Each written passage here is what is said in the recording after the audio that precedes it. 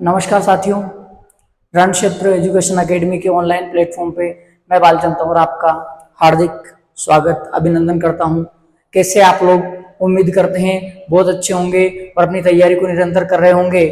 तो हमारी आज का जो हमारा टॉपिक है हिंदी के प्रश्नों के महासंग्राम में आज का हमारा टॉपिक रहने वाला है संधि। आज का हमारा टॉपिक रहने वाला है संधि। आज हम संधि के ऊपर विस्तार पूर्वक बातचीत करेंगे, क्योंकि हमने इससे पहले हमने जिन टॉपिक पे बात की है वो हमारा वर्ण विचार पे अपन बात कर चुके हैं। वर्ण विचार पे हम बात कर चुके हैं और इसके साथ हमने जो कल जिस पर बात की थी वो था हमारा पर्यायवाची। इन दो टॉपिक के ऊपर हम बात कर चुके हैं और हमारी इसी श्रृंखला में जो हमारा अगला आज का जो हमारा टॉपिक रहने वाला है उसको लेकर मैं आपके सामने उपस्थित हूं। और हमारा अगला टॉपिक बहुत ही शानदार टॉपिक, हिंदी का बहुत ही अच्छा टॉपिक, जिसमें लगभग प्रतियोगी परीक्षाओं में कोई सा भी पेपर हो लगभग एक न एक प्रश्न पूछा ही जाता है। तो आज हमारा टॉपिक संधि रहने वाला है। और आपको पता है हमारी जो क्लास है वो BSTC रीट और साथ ही थंबनेल में हमने लिखा जरूर नहीं है, लेकिन मैं आपको बता देता हूं हमारी जो ये क्लास है ये अभी जो होने वाली हाईकोर्ट LDC वाली जो वैकेंसी है उसके लिए, हमारी CET और अभी वर्तमान में जिसके फॉर्म अभी कंप्लीट हुए हैं हमारी जो SI भर्ती परीक्षा है उसके लिए हमारी हिंदी की ये जो क्लास है बहुत ही महत्वपूर्ण रहने वाली है। क्योंकि हम केवल प्रश्नों के ऊपर ही बात नहीं करेंगे, हम विस्तार पूर्वक बात करेंगे और उन टॉपिक पर हम बात करेंगे जिनको मैंने पढ़ा दिया है। और जो टॉपिक हमारे होते जाएंगे मैं साथ में थ्योरी की क्लास भी लूंगा, जिसमें हमारी जो रुकी हुई क्लासें हैं उनको हम वापस से विस्तार पूर्वक शुरू करेंगे। तो आज के हमारे टॉपिक की संधि की तरफ बढ़ते हैं और आज का फटाफट जुड़ जाइए और हम शुरू करेंगे बिना किसी देरी के। आज का हमारा पहला प्रश्न रहने वाला है। देखिए क्या कहता है हमारा पहला प्रश्न, ने अन से बनने वाली सही संधि क्या है? अब देखिए क्या है हमारा टॉपिक, जो संधि है उसमें क्या कह रहा है कि ने और अन से बनने वाला सही संधि क्या है? तो हमारे ऑप्शन है नयन, नयनम, नायन, नायन। हिंदी को संधि को आपने बहुत ही अच्छे तरीके से पढ़ा होगा और जिसने पढ़ रखा है उसके लिए ये सवाल बहुत ही इजी है, बहुत ही आसान है, ये रहने वाला है। पहली बात हम समझे कि सर संधि क्या है, तो हम उसके बारे में बात करेंगे कि जब भी हमें संधि में दे रखा है ने धन अन, ने धन अन हमारे सामने है, ध्यान रखना, बिल्कुल कमेंट में जवाब दीजिए फटाफट। क्या बनेगा? क्या ए सही होगा, बी सही होगा, सी सही होगा या फिर डी ऑप्शन सही होगा? जल्दी आप अपना कमेंट दें, जल्दी बिल्कुल जी। बहुत सारे साथियों का सही उत्तर है कि न प्लस अन से क्या बनता है? नयन बनता है। न प्लस अन से क्या बनता है? न प्लस अन से नयन बनता है। नयनम नहीं बनता, नायन नहीं बनता। ये ध्यान रखना। जब मैंने आपको अयादी संधि पढ़ाई थी, तब मैंने कहा था कि यदि ए या आई और उसके बाद में क्या आ जाए, कोई भी स्वर आ जाए, तो ये ए अपने आप में किसमें? आई में बदलता है और आई अपने आप में आई में बदलता है। हमारे यहाँ पे क्या है? ए है, तो ये आई में बदलेगा और पीछे क्या है? अन है, तो इसकी जगह क्या हो जाएगा? आई। ये इसमें मिल जाएगा, न आगे हलंत हो जाएगा। ध्यान रखिए, न उसके पीछे आई और पीछे अन, ये इसमें मिलेगा, पूरा हो जाएगा, ये इसमें मिलेगा, तो न य न, तो हमारा क्या बन जाएगा? हमारा नयन बन जाएगा। और यहां से हमने ये भी सीख लिया कि सर नयन में कौन सी संधि है? तो नयन में हमारी संधि हो जाएगी अयादी संधि। नयन में हमारी कौन सी संधि रहने वाली है? नयन में हमारी अयादी संधि रहने वाली है। ये बात आपको समझ में आ जानी चाहिए। अब इसी के साथ हम हमारे दूसरे प्रश्न की ओर बढ़ेंगे। हमारा आज का दूसरा प्रश्न बहुत इजी प्रश्न है। देखिए प्रश्न सरल हो सकता है, आपको सरल लग सकता है। क्यों? क्योंकि यदि आपकी तैयारी बहुत अच्छी है तो आपको हर प्रश्न लगभग सरल मिलेगा, क्योंकि संधि बहुत ही अच्छा टॉपिक है। जिन लोगों ने इसको समझ के पढ़ा है उनके लिए संधि का कोई भी क्वेश्चन मुश्किल नहीं है, लेकिन जिन लोगों ने इसको केवल रटा है उनके लिए मुश्किलें आने वाली है। क्योंकि अगला प्रश्न हमारा आ गया है, देखिए क्या कहता है, दो वर्णों के मेल से होने वाले विकार को क्या कहते हैं। बिल्कुल अपने को पता है कि सर संधि का टॉपिक पढ़ रहे हैं, तो हमारा आंसर क्या हो जाएगा, संधि। हमारा आंसर क्या हो जाएगा, संधि। ध्यान रखिए, जब मैंने आपको संधि पढ़ाया तब आपको स्पेशली जो परिभाषा लिखा है, मैंने कहा था कि दो वर्ण मिलेंगे, दो वर्णों के मेल से जो विकार उत्पन्न होता है, जो बदलाव होता है, उसको क्या कहा जाता है, उसको संधि कहा जाता है। ये बात हमें ध्यान रखनी है। और मैंने एक और बात कही थी कि यदि दो वर्ण मिले, दो वर्ण मिले, है ना, दो वर्णों का योग, जैसे मान लो कोई भी दो वर्ण है, दो वर्णों का योग हो रहा है, और यदि दो वर्णों का योग हो रहा है, यदि उसमें विकार है, यदि उसमें क्या है, यदि उसमें विकार है, अगर विकार है तो फिर क्या है, सर विकार है तो हमारी हो जाएगी संधि। लेकिन मान लो अगर दो वर्णों का योग हो रहा है और उसमें विकार नहीं है, विकार नहीं है, तो ध्यान रखना उस अवस्था में क्या होता है कि सर उस अवस्था में तो संयोग होता है। उस अवस्था में तो क्या होता है, संयोग। तो दो वर्ण मिलेंगे और दो वर्णों के मेल से जो विकार उत्पन्न होगा वो हमारी संधि है। और दो वर्ण मिलेंगे और उनके मिलने से यदि उसमें विकार उत्पन्न नहीं हो रहा है तो फिर वो क्या होने वाला है हमारा, सर वो हमारा होने वाला है संयोग। क्या होने वाला है, हमारा संयोग होने वाला है। बिल्कुल, ये तो बहुत इजी था। हमारे अगला प्रश्न की ओर हम बढ़ते हैं। देखिए हमारा अगला प्रश्न क्या कहता है, पढ़िए, ये भी बहुत ही शानदार क्वेश्चन है। देव धन आले में कौन सी संधि है, से कौन सी संधि बनेगी, संधि नहीं कौन सा शब्द बनेगा आना चाहिए था, यहाँ पे मिस्टेक हो जाती है। तो क्या आना चाहिए था, कौन सा शब्द बनेगा, कौन सा शब्द बनेगा, देव प्लस आले से कौन सा शब्द बनेगा। आप पहले तो ये बताइए कि इस क्वेश्चन का आंसर क्या है, क्या देवालय बनेगा, क्या देवलय बनेगा, क्या देवलय बनेगा, क्या देवालय बनेगा, क्या, बताइए बताइए, अपना आंसर दीजिए। बिल्कुल बिल्कुल बिल्कुल सर, कि सर देव प्लस आले से हमारा शब्द देवालय बनने वाला है। देव प्लस आले से हमारा शब्द क्या बनने वाला है, देवालय। क्यों कि सर जब मैंने आपको संधि पढ़ाई थी तो देव धन आलय, ये हमारा शब्द रहने वाला है, देव धन आलय। इधर जैसे इसको हलंत करेंगे इसमें से अ निकलेगा, और इधर आ है, अ और अ और दीर्घ, अ और आ मिलकर क्या बनता है, आ बनता है। ध्यान रखना ये आ इसमें मिल जाएगा, देव में आ तो देवा और पीछे लय है तो देवालय। ध्यान रखना हमारा आंसर क्या हो जाएगा, हमारा आंसर ऐसा ही हो जाएगा। और क्वेश्चन पूछे कि सर देवालय में संधि कौन सी है, कि जहां अ या आ मिलकर के सवर्ण मिलकर के, क्या सवर्ण, सवर्ण मिलकर के जहां पर क्या बने, बड़ा बने, उसको कहते हैं दीर्घ। और इसका हो जाएगा संधि कौन सी, सवर्ण दीर्घ संधि हमारी हो जाएगी। या फिर अपन जिसको बेसिक बोलते हैं कि सर दीर्घ संधि हो जाएगी, तो देवालय में कौन सी संधि है, दीर्घ संधि। और दीर्घ संधि की पहचान क्या है, जहां आपको आ की मात्रा दिख जाए, जहां आपको दीर्घ ई की मात्रा दिख जाए, या आपको दीर्घ ऊ की मात्रा दिख जाए, वहां पर कौन सी संधि होगी। ये मैंने आपको पहचान भी बता दी, यहाँ पे हमारी सवर्ण दीर्घ संधि होगी। यहाँ पे कौन सी संधि होगी, हमारी सवर्ण दीर्घ संधि होने वाली है। ये आपको समझ में आ गया होगा।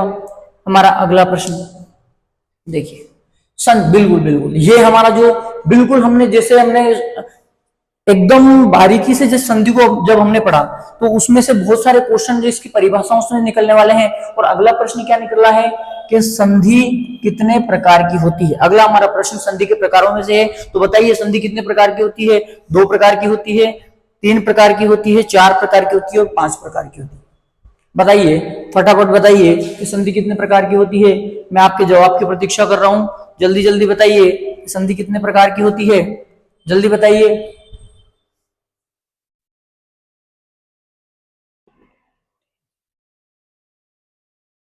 बिल्कुल बिल्कुल, तो ध्यान रखिए हमारा इसका जवाब क्या हो जाएगा 3 प्रकार की। संधि कितने प्रकार की होती है? आपसे कोई पूछे कि संधि कितने प्रकार की होती है तो आप बताना कि सर संधि कितने प्रकार की होती है? संधि 3 प्रकार की होती है। जब मैंने आपको संधि पढ़ाई तब मैंने आपको बताया कि जो हमारे वर्ण हैं उन वर्णों का योग जो है, वर्णों का योग कितने प्रकार से होता है कि सर वर्णों का योग 6 प्रकार से होता है। और उन 6 प्रकारों में से हमारे सामने संधि के कितने प्रकार? संधि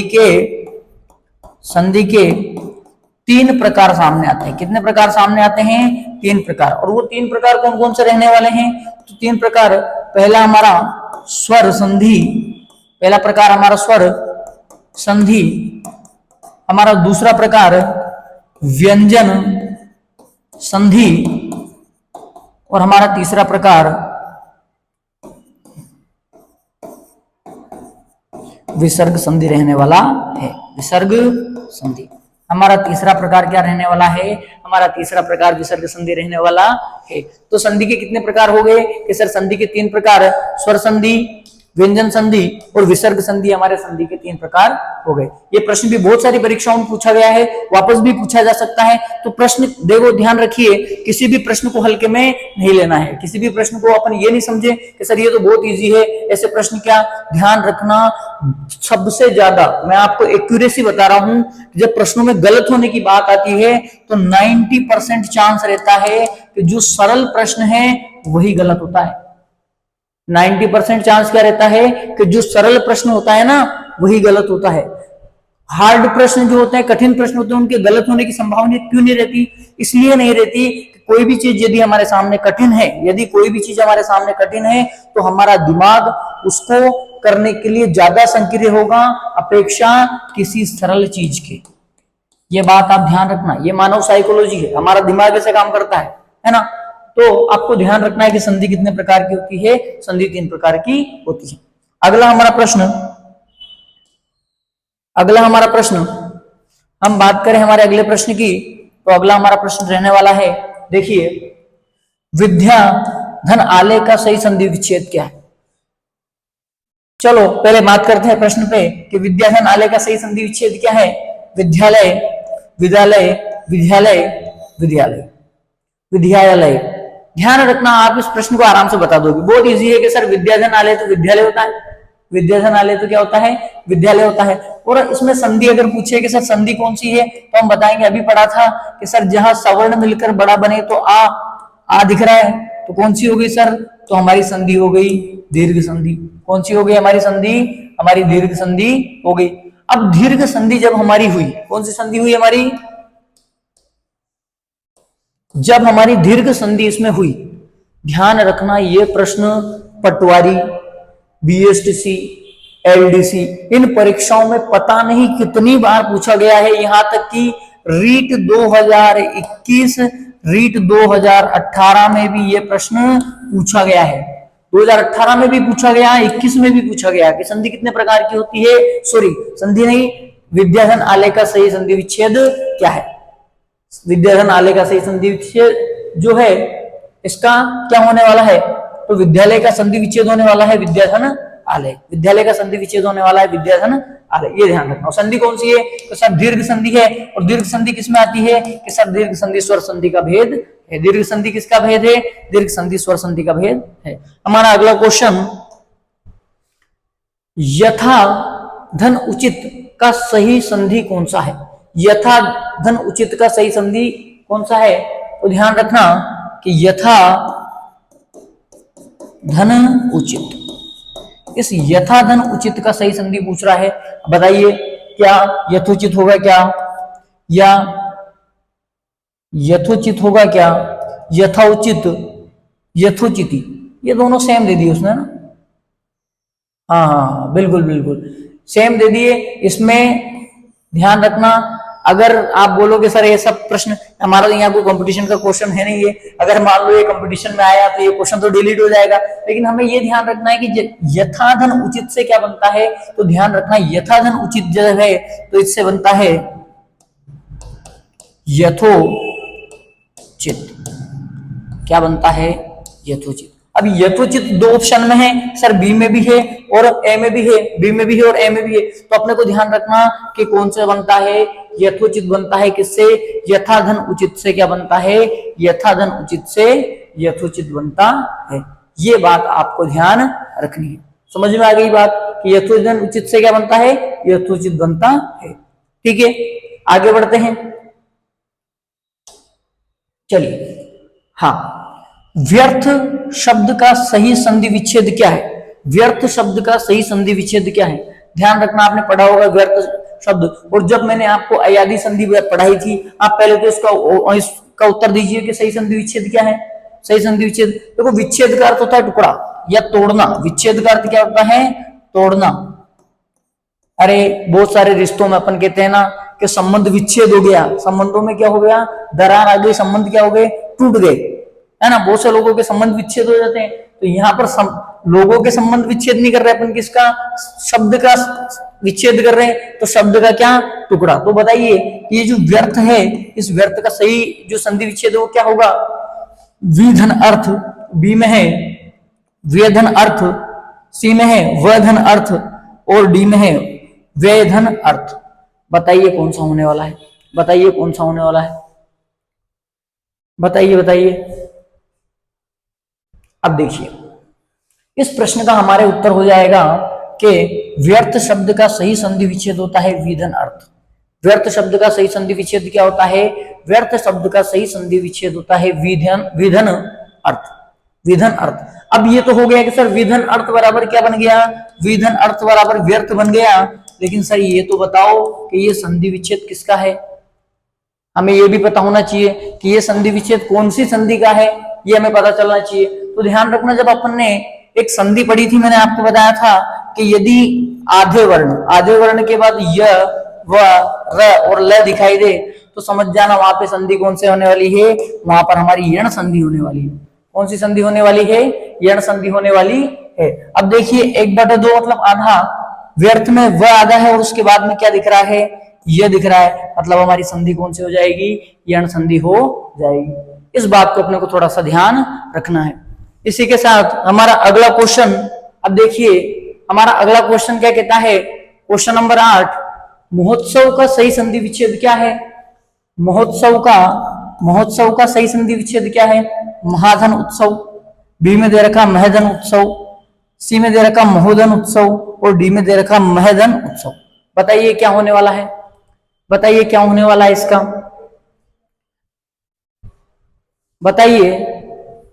अगर बात करें महोत्सव की, पहली बात तो हमें यह पता होना चाहिए कि हम पहचान करेंगे कि इसमें संधि कौन सी है, इसमें संधि कौन सी है। तो जब मैंने आपको एक संधि पढ़ाई थी गुण संधि, तब उसमें मैंने बताया था कि यदि ओ दिखे या ए दिखे या फिर आधार दिखे, ये जब भी शब्द में हमें दिखेंगे ये किस संधि की पहचान है, ये हमारी गुण संधि की पहचान है। महोत्सव ओ दिख रहा है मतलब संधि गुण संधि है। ध्यान रखना महोत्सव शब्द महाधन उत्सव, महाधन उत्सव, महोत्सव, इसमें बनेगा अ और उ मिलकर, अ और उ मिलकर क्या बनेगा, ओ बनेगा और ये ओ जुड़ जाएगा इसमें, तो महो और उत्सव पीछे है। तो क्या हमारा कौन सा ऑप्शन हो जाएगा, हमारा ऑप्शन नंबर ए सही हो जाएगा कि महाधन उत्सव महोत्सव क्या है, महोत्सव में संधि कौन सी है, तो संधि आ जाएगी गुण, और हमारा सही उत्तर क्या हो जाएगा, हमारा सही उत्तर हो जाएगा महाधन उत्सव। ये बात अपने को ध्यान रखनी है। आगे बढ़ते हैं, इसी के साथ हमारा अगला क्वेश्चन देखिए और जवाब दीजिए। पवन का सही संधि विच्छेद क्या है, पवन का सही संधि बताइए।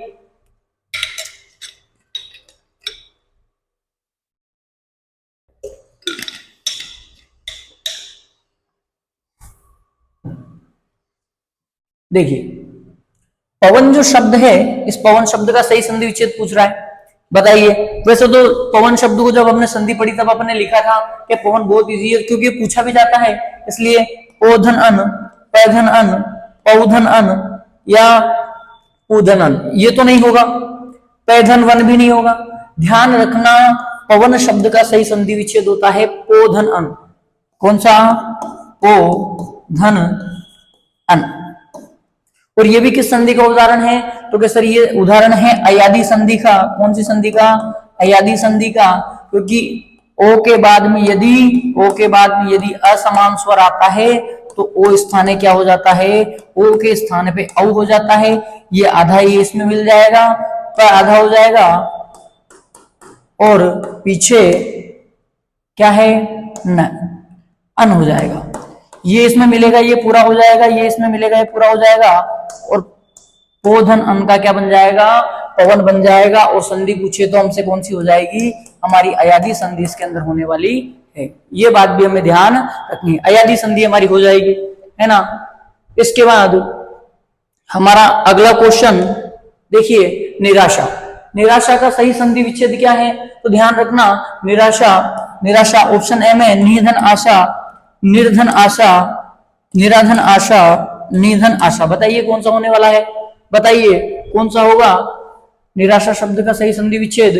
तो ध्यान रखिए कि जो निराशा शब्द है, पहली बात तो हमें पता होना चाहिए कि सर ये निराशा शब्द किस संधि का है। ध्यान रखना, निराशा शब्द दो संधियों में बनता है, एक व्यंजन में भी बनता है और एक विसर्ग में भी बनता है। कौन सी में? व्यंजन में भी बनता है और विसर्ग में भी बनता है। लेकिन जब व्यंजन संधि या विसर्ग संधि दोनों में से इसमें चुनने की यदि बात आती है, तो मैंने आपको बताया था कि जो सुपीरियर संधि है, जो बड़ी संधि है, वो कौन सी है? विसर्ग संधि है। इसलिए ये निराशा शब्द कौन सी संधि का रहने वाला है? विसर्ग का। और विसर्ग संधि को देखकर आप समझ गए होंगे कि सर विसर्ग होना चाहिए, और विसर्ग किसमें है? विसर्ग अ में है। तो निराशा शब्द का सही संधि विच्छेद क्या होगा? वो होने वाला है निधन आशा। निधन आशा बराबर निराशा। और संधि की बात करें तो कौन सी? विसर्ग संधि। तो सर व्यंजन संधि में इसका क्या होने वाला है? तो ध्यान रखना, व्यंजन संधि में निर्धन आशा इसका संधि विच्छेद होने वाला है। निर्धन आशा इसका संधि विच्छेद होने वाला है। अब इसके बाद में आप इसका स्क्रीनशॉट भी ले सकते हैं, और हम हमारे अगले क्वेश्चन की ओर बढ़ेंगे। हमारा अगला क्वेश्चन, अत्याचार शब्द में कौन सी संधि है? मैंने अभी जस्ट आपको बताया था थोड़ी देर पहले ही कि जब आपको क्या ध्यान रखना है कि यण है, दीर्घ है, वृद्धि है, आयादी, पूरे स्वर संधि के भेद हैं, सारे स्वर संधि के भेद हैं। अत्याचार ध्यान रखना, मैंने कहा था भी कि यदि 1/2 वर्ण दिखे और बाद में य व र और ल में से कोई एक दिखे, तो आपको क्या करना है? आपको यण संधि लगा देनी है आंखें बंद करके। कौन सी? यण। तो बताइए कहाँ है? 1/2 और उसके आधा और उसके बाद ये दिख रहा है, संधि कौन सी हो जाएगी? यण संधि। तो अत्याचार शब्द में कौन सी संधि है? अत्याचार शब्द में हमारी यण संधि होने वाली है। हमारा इसके बाद नेक्स्ट क्वेश्चन पे चलते हैं। हमारा अगला क्वेश्चन देखिए, पवित्र। पवित्र शब्द का सही संधि विच्छेद क्या है? पवित्र शब्द का सही संधि विच्छेद क्या है? तो पवित्र शब्द का सही संधि विच्छेद होता है, बताइए, पोधन इत्र, पौधन इत्र, पोधन इत्र, पूधन इत्र। तो पवित्र शब्द का सही संधि विच्छेद क्या होता है? तो ध्यान रखना, पवित्र शब्द का सही संधि विच्छेद हमारे सामने हो जाएगा कि सर पोधन इत्र, और पहलंत हो जाएगा, ओ के बाद में असमान स्वर है ई, ओ स्थाने औ हो जाएगा, ओ स्थाने औ हो जाएगा, ये प, ये छोटी ई, तो पवि, और पीछे पवित्र। और संधि कौन सी हो जाएगी? तो संधि हो जाएगी हमारी अयादी। संधि कौन सी हो जाएगी? हमारी अयादी संधि इसमें होने वाली है। ये बात आपको ध्यान रखनी है। ये छोटी छोटी बातें हैं जो हमें ध्यान रखनी है। हमारा उद्देश्य केवल ये समझना नहीं है कि इस शब्द का संधि विच्छेद ये होता है। हमारा उद्देश्य ये है कि यही क्यों होता है। ये चीज हमने जब संधि में पढ़ी तो मैंने आपको बहुत विशेष तरीके से पढ़ाया था कि कारण जानना बहुत जरूरी है। कारण जानना बहुत जरूरी है, ये हमारे लिए बहुत जरूरी रहने वाला है। हमारा इसी के साथ हम हमारे अगले क्वेश्चन की ओर बढ़ते हैं। हमारा क्वेश्चन बहुत इजी क्वेश्चन है, और ये तो आप कर दोगे कि जब किसी संधि में ए, आई, ओ और औ स्वरों का परिवर्तन आई, आई, आओ, औ में होता है तो वह कौन सी संधि होती है? अभी जस्ट इससे पहले मैंने आपको बताया कि ये वाली जो संधि है कि जिसमें आओ, आई, औ आए, तो कौन सी है? वो हमारी अयादी संधि रहने वाली है। यण संधि में क्या होता है कि सर यण संधि में ई, उ, री, ई स्थाने ये होता है, उ स्थाने वे होता है, और री स्थाने रे होता है। री स्थाने क्या होता है? रे। तो ये आधे के बाद में ये चीजें होती है। और गुण में क्या होता है? तो कि सर गुण में तो ए, आई और री ये हमें देखने को मिलता है। अब देखिए इसके बाद अगला अपन प्रश्न करते हैं। अगली हमारी संधि हमारा जब किसी संधि में ए आई, ये तो हो गया ना। अगला क्वेश्चन, उच्छ्वास का सही संधि विच्छेद क्या है? उच्छ्वास का सही संधि विच्छेद क्या है? जब मैंने संधि पढ़ाई तो उच्छ्वास जब मैंने पढ़ाया था और इसको हाईलाइट भी करवाया था कि उच्छ्वास को ध्यान रखना, बहुत बार पूछा जाता है, बहुत बार पूछा जाता है, तो ध्यान रखना उच्छ्वास का सही संधि विच्छेद उत्धन श्वास, उत्धन श्वास, उच्चधन श्वास, उद्धन श्वास। ध्यान रखना ये तो नहीं, सॉरी ये तो नहीं हो सकता, उद्ध भी नहीं हो सकता, उत और उत केवल हलंत का फर्क है। ध्यान रखना उत हमेशा क्या होता है, उत धन, या तो ऐसे श्वास लिख दो या फिर जो ये वाला श्वास लिखा हुआ है ये आधा स्व और ये रहने वाला है। तो उच्छ्वास में कौन सी संधि है? तो उच्छ्वास में संधि तो हो जाएगी व्यंजन, संधि तो हो जाएगी व्यंजन, और इसका सही संधि विच्छेद क्या होगा? उतधन श्वास इसका सही संधि विच्छेद रहने वाला है। आज का हमारा जो लास्ट क्वेश्चन है उसके बारे में हम बात करेंगे। आज का हमारा जो लास्ट क्वेश्चन है, देखिए अन्वय शब्द का सही संधि विच्छेद क्या है? अन्वय शब्द का सही संधि विच्छेद क्या है? अनु धन अय, अन धन वाय, अन धन अय, अनाधन अय। आपको ये समझ में आ रहा होगा कि अन्वय शब्द जो है कौन सी संधि का है? अन्वय शब्द कौन सी संधि का है? बताइए अन्वय शब्द कौन सी संधि का है? तो संधि पूछे तो कि सर अभी आपने बताया 1/2 के बाद य व र और ल दिख जाए तो संधि हो जाएगी यण। इसमें भी आधे के बाद क्या है? आधे के बाद वह है तो यण संधि हो जाएगी। तो संधि विच्छेद क्या होगा? अनुधन अय, अनुधन अय अन्वय हो गया। और संधि कौन सी हो जाएगी? तो संधि हमारी यण संधि हो जाएगी। ये हमारे आज के जो 15 क्वेश्चन थे, इन 15 क्वेश्चन को अपन ने बहुत ही विस्तार पूर्वक बात करी है। क्वेश्चन अभी खत्म नहीं हुए हैं, क्यों? क्योंकि हम जैसे ही ये श्रृंखला पूरी होगी उसके बाद वापस से संधि की जो प्रीवियस ईयर में आए हुए प्रश्न हैं उन पर हम बातचीत करेंगे। तब तक जो अभी सरकार ने बोला है कि पेपर पे डिस्कस करना मना है, तो उस चीज का भी क्या हो जाएगा, थोड़ा कंफर्म हो जाएगा कि करना है या नहीं करना है। इस चीज पे अपने को ध्यान रखना है। और मैं आपके लिए क्वेश्चन छोड़ के जा रहा हूं आज, उसका जवाब आप मुझे कमेंट बॉक्स में देंगे।